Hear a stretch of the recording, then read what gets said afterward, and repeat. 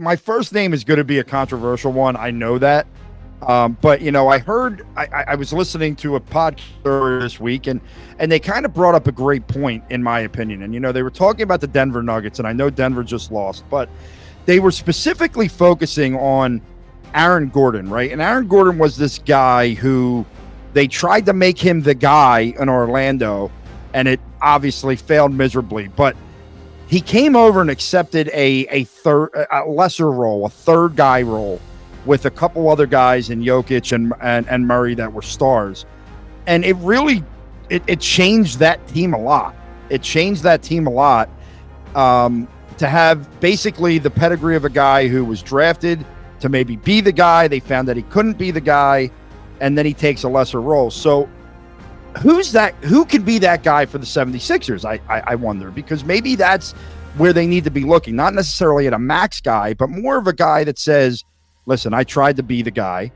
Now I got a chance to go play with Tyrese Maxey and Joel Embiid, and, you know, I'm going to get my shots. Basically what we wanted Tobias Harris to be, and just he never was.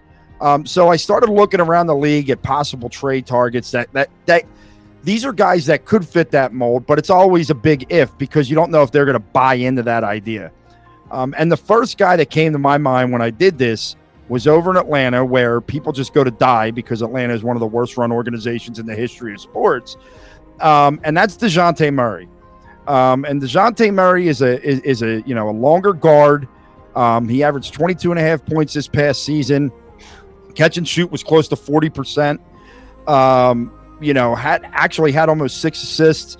What I like is he, you know, a couple years ago before he went to Atlanta, people thought that he could be a nice defensive player.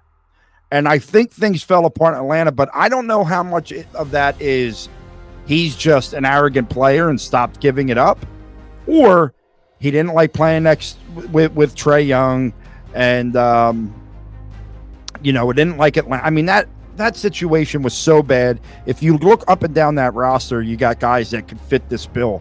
But hey, here's a guy that can be the guard.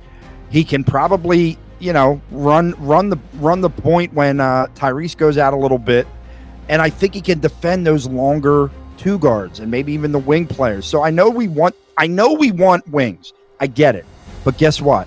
Little secret: everyone in the NBA wants wings. Everybody in the NBA wants the 3-and-D wing. So you may not get all of them. So, you know, if this guy, if you can sell him, because that's the key. He's a young guy. He still may want to be the guy, and if he does, it doesn't work.